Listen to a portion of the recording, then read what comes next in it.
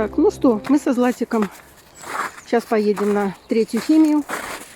Злата находится эту неделю в стационаре медицинском, потому что температура 41 не сбивалась в течение почти 9 дней. Врачи давали таблетки, врачи кололи ей противожаропонижающие, противовоспалительные. Затем ставили капельницы и сбивали температурой через капельницу. Но температура падала до... Пойдем, там тоже гуляет.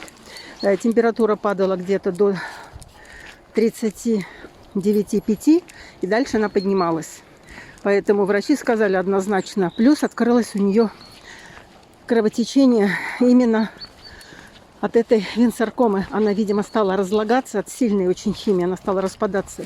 И она стала кровить. И кровила она практически у нас весь этот период. И сказали, что дома очень опасно. Тромбоциты обвалились.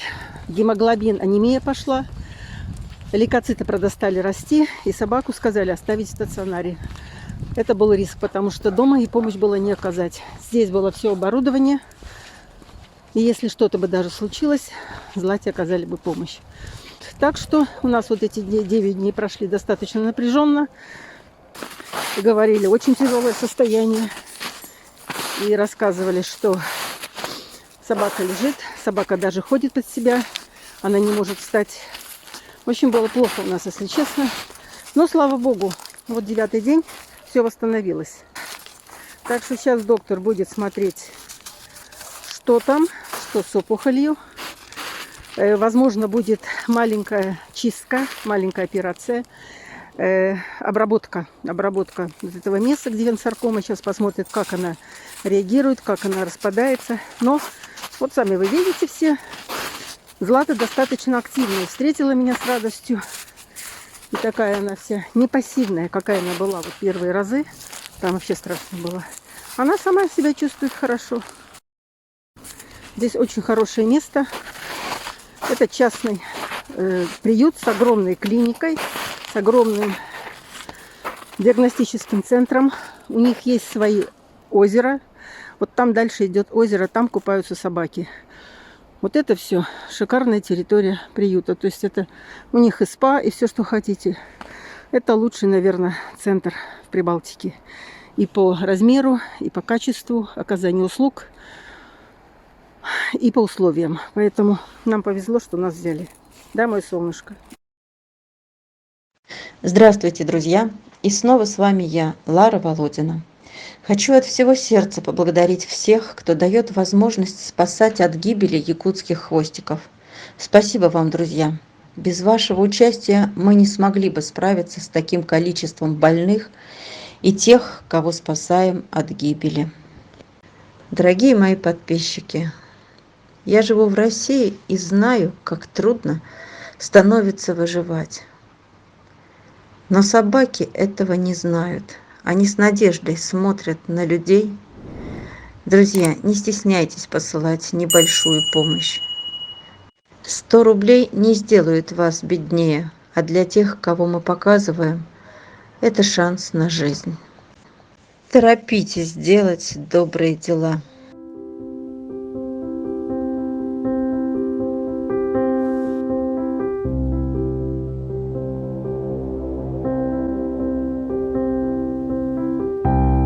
Друзья, наша Герда чувствует себя неплохо.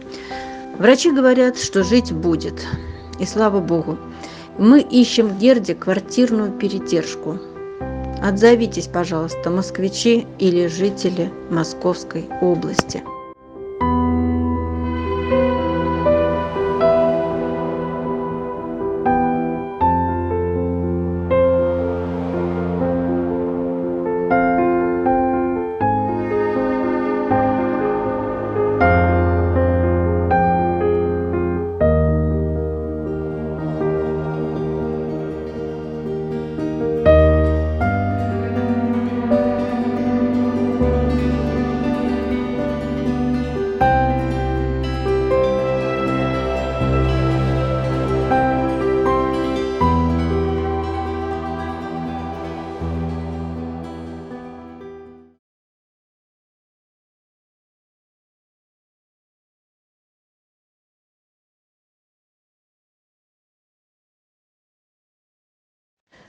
Камила.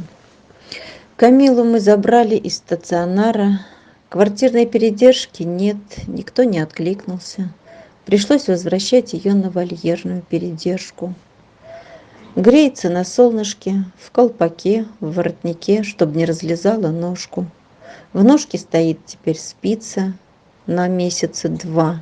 Самочувствие хорошее. Продолжаем жить дальше.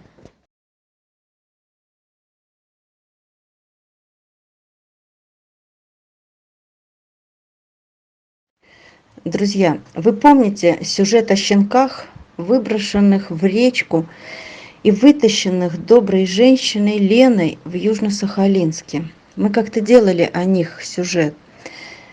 Лена выкормила новорожденных из бутылочки, и одному мальчику даже нашла хорошую семью там же. Но, увы, скоро Лена улетает с Сахалина домой. Летит через Москву. Но я просто вынуждена взять их, не отказать, хотя мне их уже некуда брать.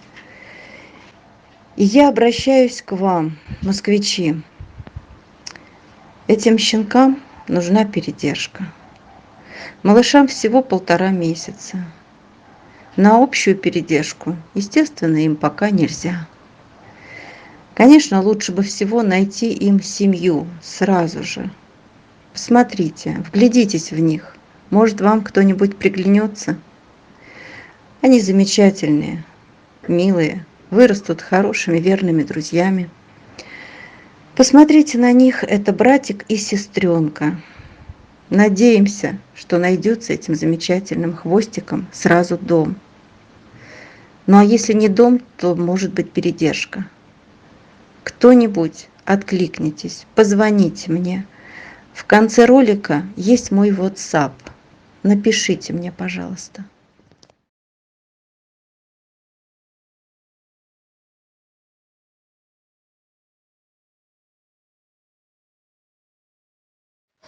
Наша Машка, Машуля, чудом спасенная зимой в мороз, грелась то в одном подъезде, то в другом подъезде другого совсем района.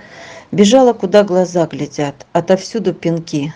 И в очередной раз, когда успели ее застать в подъезде, наконец-то, прижавшуюся в углу, забрали, но с хромой ножкой. То есть кто-то успел пнуть, да так, что случился перелом тазобедренной кости. Пнули за то, что собака зашла в подъезд всего лишь погреться. Всего лишь погреться в мороз, в минус 53. Но целый месяц она просидела на передержке в Якутске в ожидании вылета, без возможности вылететь сразу. Да и мы не знали, что проблема-то серьезная.